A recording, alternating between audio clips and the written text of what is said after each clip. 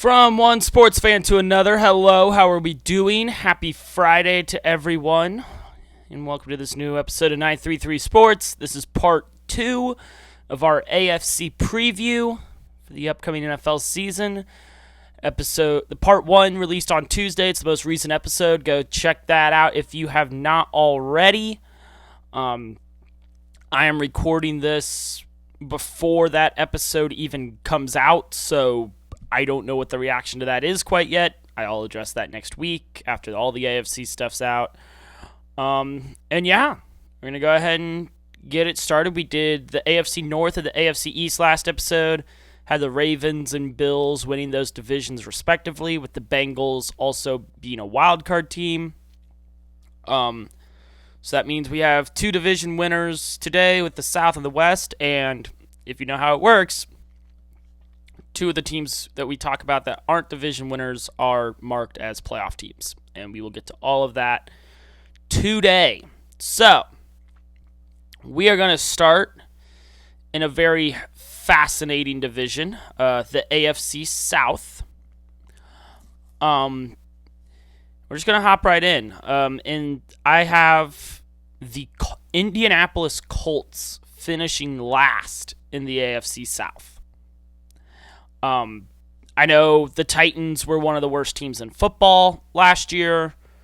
We'll talk about them in a sec. I'm relatively optimistic about the Titans this year.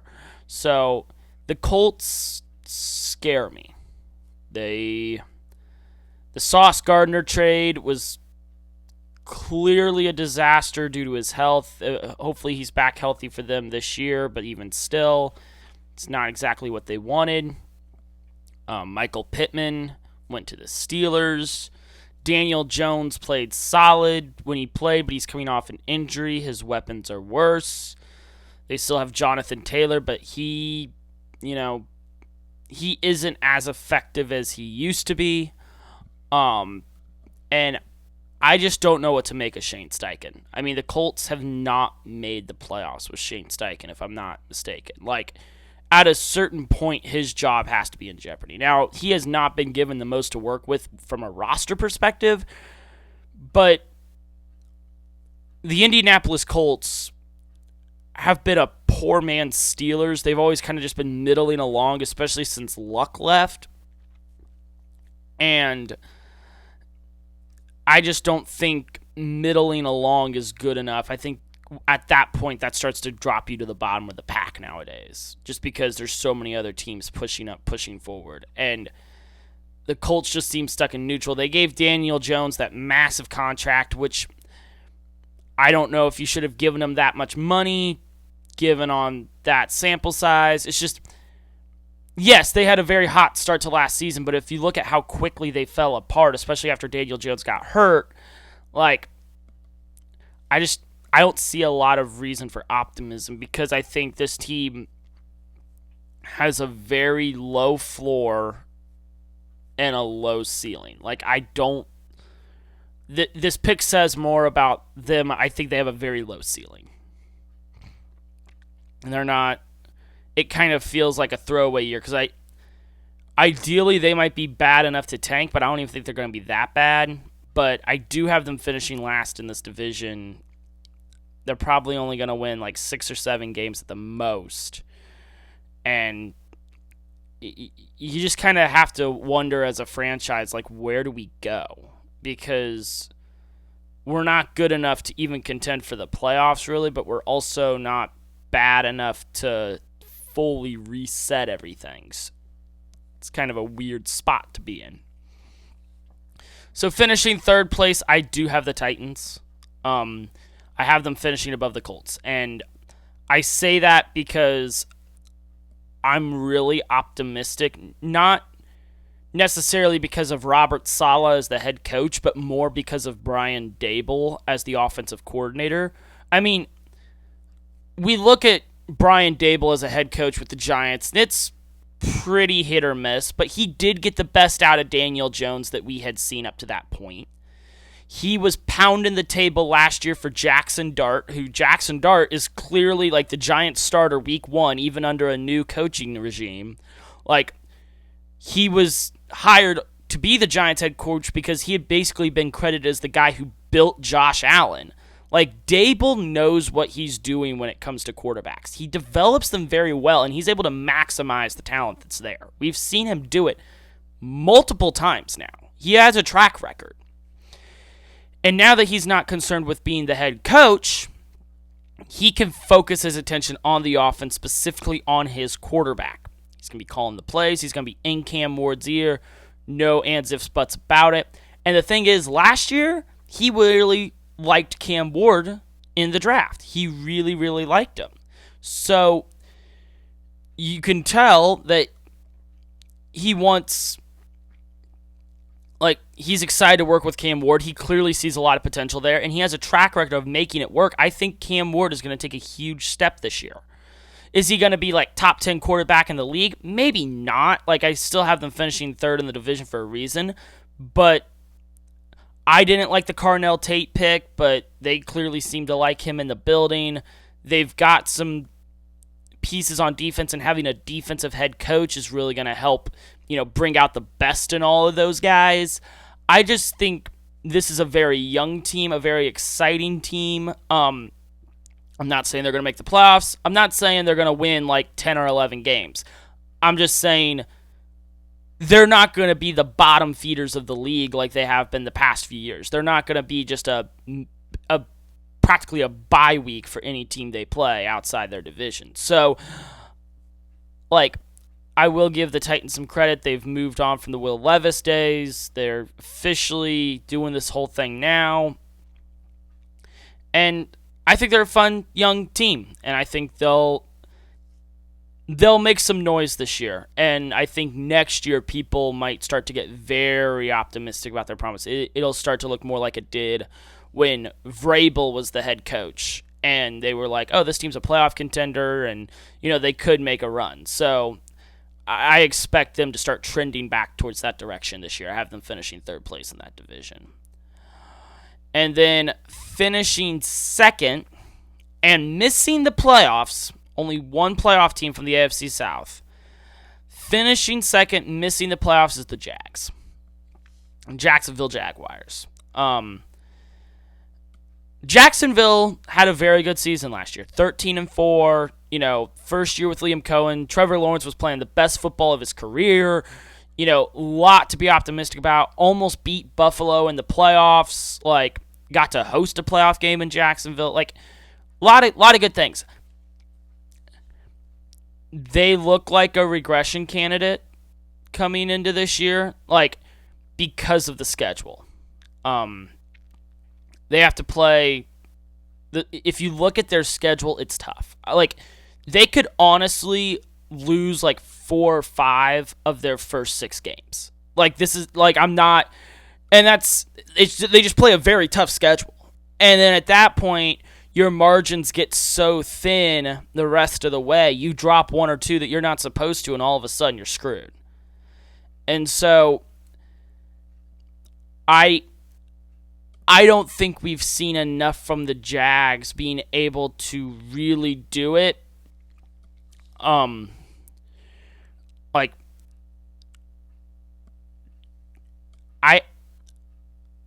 Trevor has these spats. Last year was the second time in his career he's had this little streak of, oh, he might be the guy. And then he follows it up by kind of regressing and going back. And I expect to see that this year. And I expect to see it because, Trevor can be an inconsistent player. It's a second year with Liam Cohen, so teams have film on it. They're going to watch that back, figure that out. And I think in a very competitive AFC, just like with the Patriots, I don't have the Patriots making the playoffs. Like, I don't have the Patriots or the Steelers making the playoffs either. And the Jags, Patriots, and Steelers are all kind of in the same boat for me of really good. You like what you see on paper, but when you start looking at some of these other teams and what they've got going on, well, then this team's going to jump this team's going to jump this team, and you have to run with the trend of, it's like half the playoffs every year, half the playoff field are teams that didn't make the playoffs the year before. Like, there's new playoff teams, a plethora of them every year, and you do kind of have to factor that in. So it's like, because that's just the historical data that we have. And, I think the Jags are a prime regression candidate because, the Chiefs are going to be better this year. The Ravens are going to be better this year. The Bengals are going to, you start running down the list of these AFC teams that are going to be better this year than they were last year, that used to be really good only a couple of years ago. I just don't know if Jacksonville has the juice to keep up with them. I have not seen enough for me to be like, yeah, because the Travis Hunter draft pick, trading up to get him, it kind of looks like a bust given how much you had to trade up to get him for. Brian Robinson had a rough year last year, had a rough sophomore season. I don't think people are talking about that enough. I don't know. Trevor hasn't done enough to show me I trust him in big spots. Yes, the playoff win against the Chargers a couple of years ago was awesome. But, okay, you beat a Chargers team who collapsed in the playoffs. Get in line. I don't really care. So, I like Liam Cohen. I think he's a cool guy. I don't like what he said about the Bears. I think that was a bad comment. But, you're from Jacksonville. Who cares about market size? But,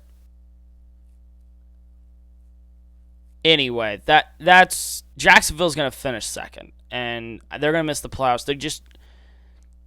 They're too reliant on a few key guys, and I just don't think it's gonna work. I'm not high on.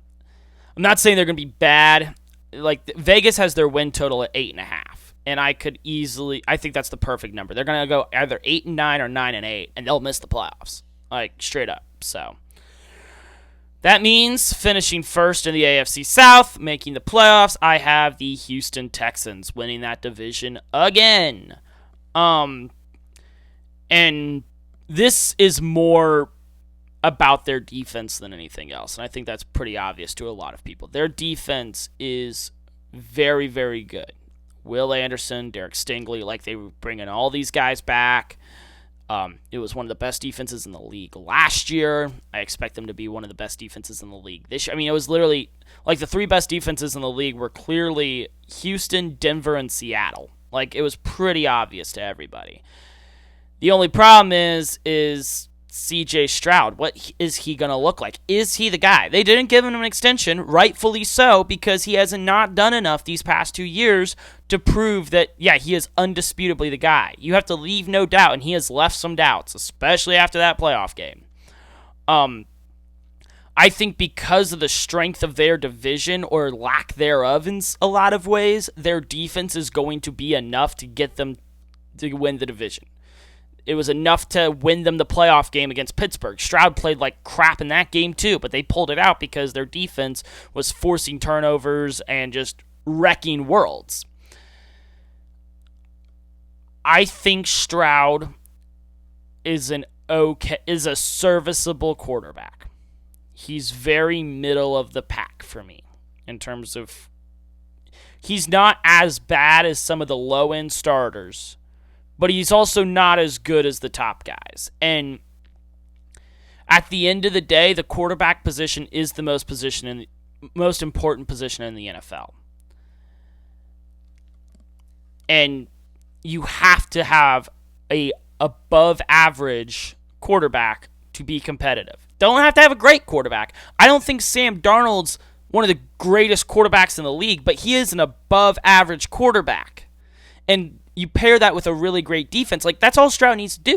If the Texans want to win a Super Bowl, just be the Seahawks.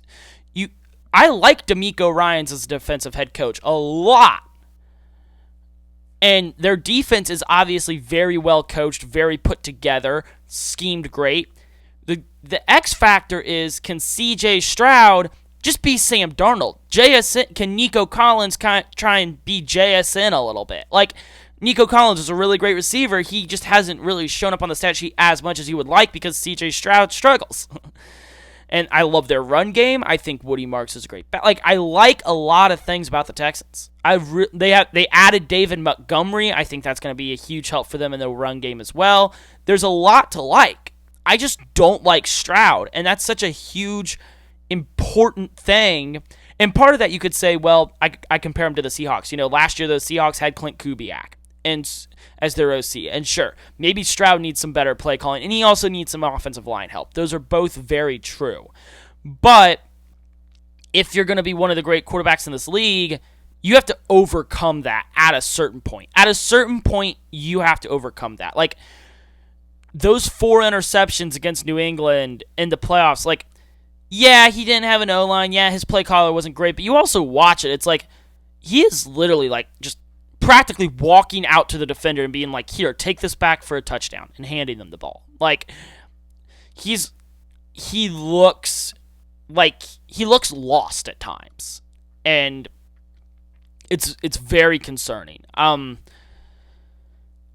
not expecting a great season. Like I said, they're winning the division simply because I think top to bottom, their roster is just too good to not, especially in this division, to not win the 11 or 12 games needed to win it.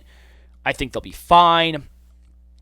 But it's another year of, like, they might be able to win a playoff game. I can't even remember where I have them going in the playoffs. I have it written down. But, like, it feels like it's the same team that we've had the past few years, or at least the past 2 years. It's like, yeah, the defense is great, but Stroud doesn't look that good.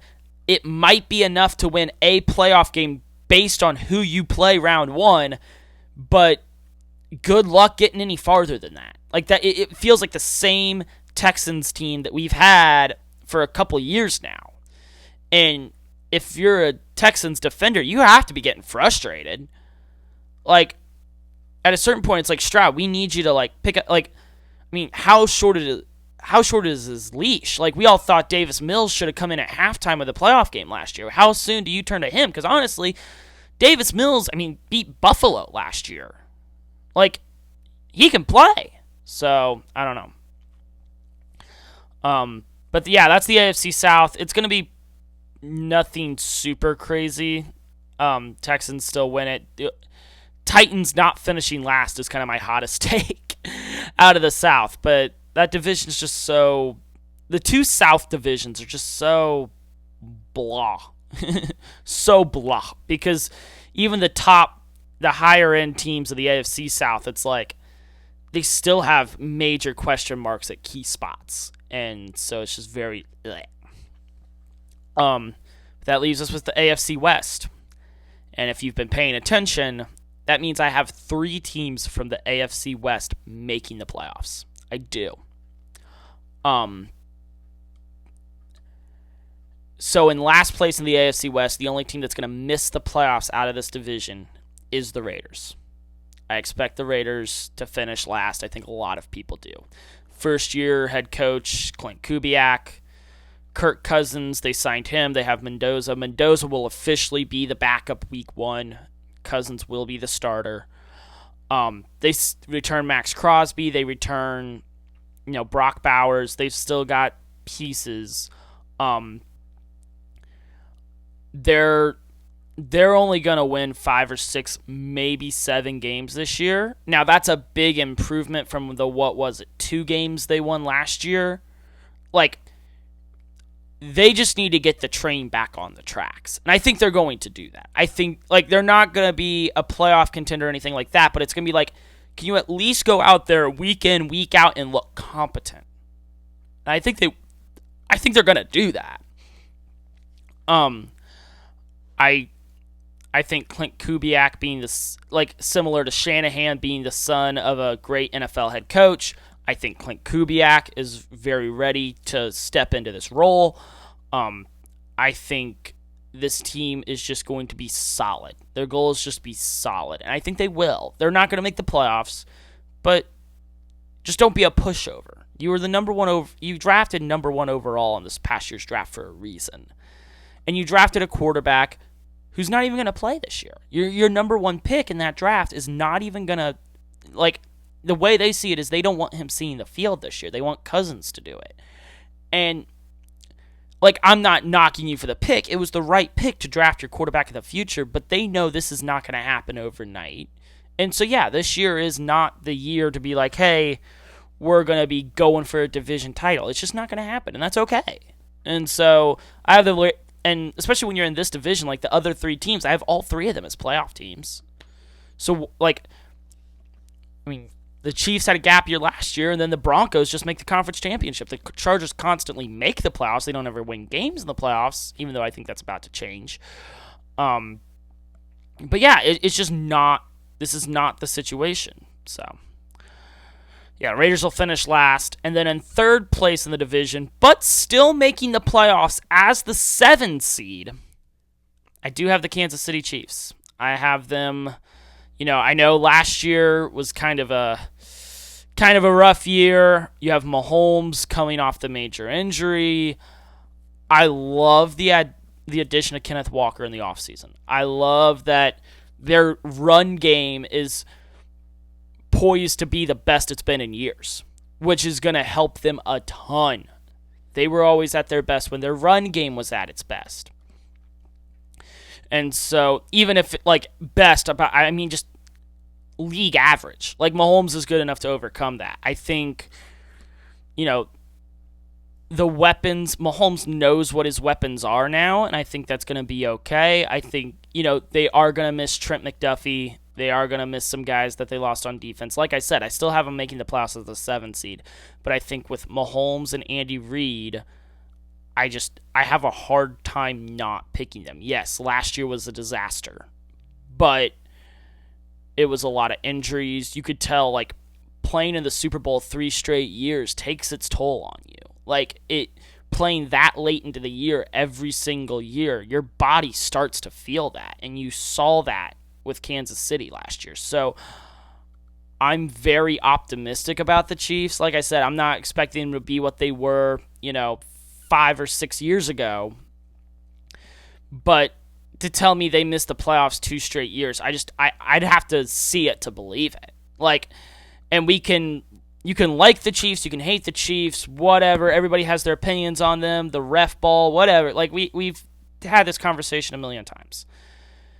But it's hard for me to say Mahomes won't bounce back and at least do enough to get this team to the playoffs. I have a hard time believing it. Especially when I do think they have a better roster than they did last year. So, yeah, I have the Chiefs making it as the 7 seed.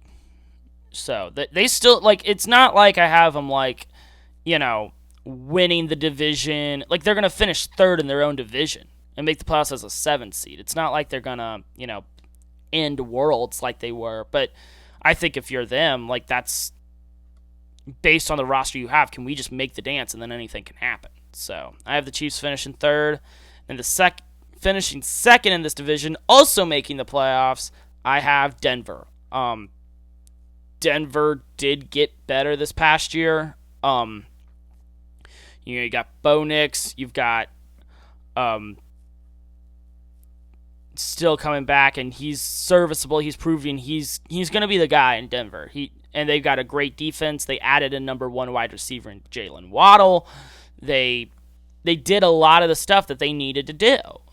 And my only reason I have them finishing 2nd, I do think they are going to take a step back from last year. I think that first place schedule is going to be very difficult for them, especially because, the Bears stole a lot of the spotlight in terms of these come-from-behind victories. But people forget the Bears and the Broncos had a lot of similar situations. The Bears went on the road and had to come back to beat Washington in primetime. So did the Broncos. Exactly. The Bears had to come back at home to beat the Giants. So did the Broncos. They dropped games to Jacksonville. They only beat the Packers because Micah Parsons went out part of the way through. Now, granted, don't get me wrong, they did beat Buffalo in the playoffs. If Bo Nix plays in the conference championship game, I think they win that game. They were very close, but at the same time, I think last year was such a weird year with so many big names getting injured, so many, just the lack of parity the NFL's seen the past few years, relatively speaking, I think caught up with them because, bodies started to break down. new teams that have kind of been bubbling for a while is the perfect time for them to kind of elevate their game. Last year was just a very different year. And so when how much of it is us returning to the status quo this year, and how much of it is us continuing this parity, or some of these teams just hanging around more than we expected. And that's what makes, I think, this season so hard to predict. But Denver, they're not going to surprise people the way they did last year, I think, is the biggest thing. And I don't think Bo Nix, Bo Nix is a good quarterback. And it's crazy to say, but he might be the fourth best quarterback in his own draft class. He's not great throwing the ball down the field. He has his deep ball looks good, but you just watch him and there's something more to be desired. And he can go from good to bad very quickly. So I think they're going to be a playoff team. They're going to be fine. They have a very, very good roster. And it's kind of the same thing as the Texans, where your defense is so good, and Bo Nix is better than CJ Stroud. 100%. So, but it's still, he's not cream of the crop. Nobody is out here going, yeah, Bo Nix is a top 10 quarterback in the league. No, he's not. He's good, but he's not top 10. So, I have the Broncos finishing second in that division. They'll make the playoffs. I think I have them as the 5 seed. I'll have them as the best wild card team.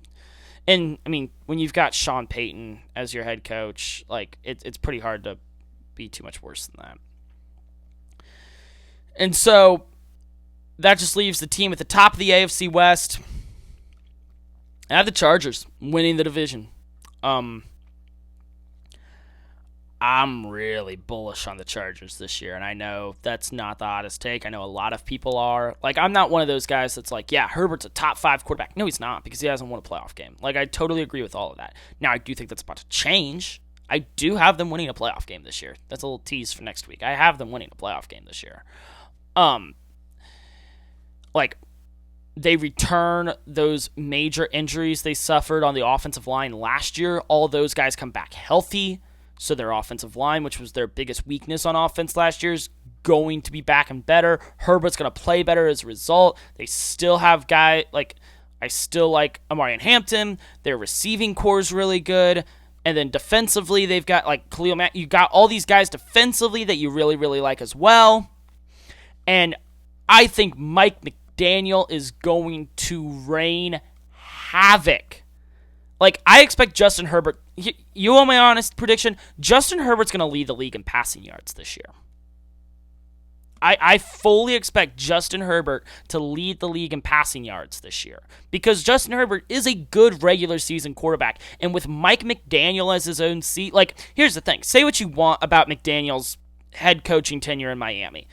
There's a lot of things with Tua, in that contract and all these other things that weren't necessarily his fault. But one thing we always knew for sure with Miami is they were explosive as crap on offense. They had, with Tyreek Hill, Jalen Waddle, having those two guys as your top 2 receivers helps, but they were explosive. Even despite Tua's inadequacies, they were explosive. Justin Herbert's a big step up from Tua. And, Ladd McConkey is, and Keenan Allen, these guys are maybe they're not as good as Tyreek Hill or Jalen Waddle were with the Dolphins, but they're no scrubs. You got guys. So I expect McDaniel to really get deep into his bag. He and Herbert are going to sit down, do a lot of stuff. Mike McDaniel's not a head coach. He's just too weird and quirky, but as an OC, he just sits there in his little lab and draws his stuff up, and then he pairs perfectly with Harbaugh, who's a team culture guy 100% of the time. I really like this Chargers team from both a roster perspective and a coaching perspective. I think it is extremely well constructed. I thought the Mike McDaniel hire and the Brian Daboll hire were my 2 favorite hires of the offseason. I love coordinator hires more than I love head coaching hires. It was the same thing last year with the Bears. I was just as excited about Dennis Allen getting hired as the defensive coordinator as I was about Ben Johnson as the head coach. You have to look at these high-end coordinators. Coordinators are so important, because we saw it, like, whether they're good or bad, like Kellen Moore, great offensive coordinator, or Ben Johnson with Detroit, great offensive coordinator. They leave, they don't replace them with the same quality guys. Look at that, the offense takes a step back. Like, these coordinating positions matter, and we've stopped talking about that. And I think it really is going to do wonders for the Chargers this year. I think it's going to be a huge, huge deal because they're already a playoff caliber team, and then you add in the coaching firepower to help that. I think it matters that much. So I have the Chargers winning that division. So what I'm going to do, I'm not going to go through my AFC playoff prediction, my full prediction on that, but I will give you the order of the seeding that I have. So obviously the top 4 seeds are the division winners. And I have the Bills finishing as the 1 seed in the AFC. I do. I think between Josh Allen, James Cook, how electrifying DJ Moore, how electrifying they'll be on offense, and they'll be good enough on defense. It's hard to bet against them. I have them finishing number 1, getting the first round bye. I have Ravens number 2, Texans 3, Chargers 4. And the Chargers, I have them at 4 more because their division's so good that I expect them to drop 1 or 2 more games here and there. And I think that's going to impact, like with the Bills and the Texans specifically, like I expect them to win most of their divisional games. The Chargers, I expect them to at least split them, but their division's competitive enough that they're going to finish 4th just because of a schedule thing. I have the Broncos at 5 as the best wildcard team, the Bengals at 6, Chiefs at 7. And, you can disagree. You could be like, hey, I think the Patriots going to make the playoffs. Sure, that's totally understandable opinion, but that's my take. And I will talk next Friday about, once we get to the playoffs, who's going to be who and how everything's going to go down. But that's going to do it for the AFC predictions. Next week is going to be the NFC. Everybody have a great weekend. Enjoy.